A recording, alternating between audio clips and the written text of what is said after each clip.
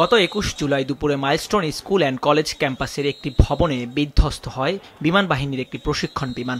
দেশের ইতিহাসে সবচেয়ে বড় এই বিমান দুর্ঘটনায় ফ্লাইট লেফটেন্যান্ট তৌকির ইসলাম সহ মৃত্যু হয় ৩৬ জনের, যাদের বেশিরভাগই শিশু।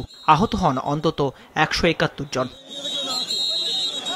প্রায় ৪ মাসের তদন্ত শেষে ভয়াবহ এই দুর্ঘটনায় প্রতিবেদন প্রধান উপদেষ্টার কাছে আজ জমা দেয় কমিশন, যেখানে উল্লেখ করা হয় প্রশিক্ষণার্থী পাইলটের উড্ডয়ন ত্রুটির কারণে বিমান বিধ্বস্ত ও হতাহতের ঘটনা ঘটেছে।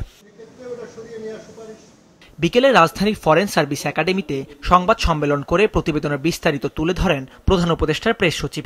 জানান, প্রশিক্ষণের সময় পরিস্থিতি পাইলটের নিয়ন্ত্রণের বাইরে চলে গেলে এই দুর্ঘটনা ঘটে। বলেন, আইন না মেনে প্রতিষ্ঠানটি নির্মাণ করা হয়। পাইলটের উড্ডয়নের ত্রুটির জন্য এই দুর্ঘটনা ঘটেছে। ট্রেনিং এর সময় উনি যখন ফ্লাই করছিলেন, পরিস্থিতি তার আয়ত্তের বাইরে চলে যায়। বিল্ডিংটা মিনিমাম ৩টা সিঁড়ি থাকার কথা ছিল, সেখানে সিঁড়ি ছিল মাত্র একটা মাঝ বরাবর। জননিরাপত্তার স্বার্থে এখন থেকে বিমান বাহিনীর প্রাথমিক সব প্রশিক্ষণ ঢাকার বাহিরে পরিচালনার সুপারিশ করেছে তদন্ত কমিশন, জানান প্রেস সচিব। জননিরাপত্তার স্বার্থে এখন থেকে এয়ারফোর্সের সকল ইনিশিয়াল ট্রেনিং ঢাকার বাইরে পরিচালিত হবে।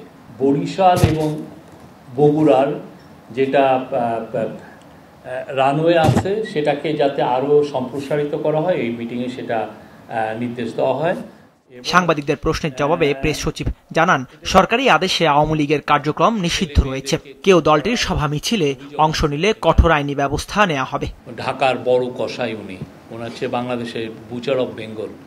তো উনি ওইখানে বসে কি করছেন বা কি নির্দেশ দিচ্ছেন সে অবশ্যই আমাদের মনিটরিংয়ে আছে। দাউদ হাসান, মাছরাঙা সংবাদ, ঢাকা। আওয়ামী লীগ